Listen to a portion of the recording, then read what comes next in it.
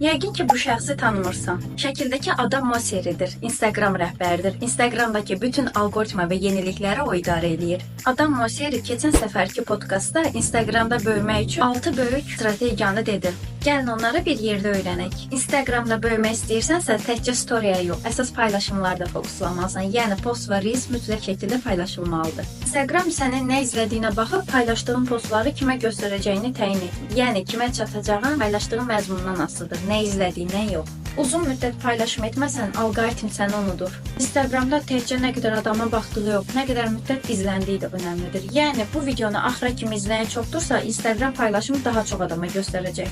Axtarışa düşmək üçün məzmununu mütləq şəkildə yaxşı yazmalısan. Instagram algoritmini tez-tez amma az-az dəyişir. Birdən-birə baxışlarının sayı azalıbsa, səbəbi algoritm yox, bəlkə də başqa şeylərdir. Əgər daha çox belə məlumatlar öyrənmək istəyirsənsə, mütləq səhifəmi izlə, çünki çox şey itirə bilərsən.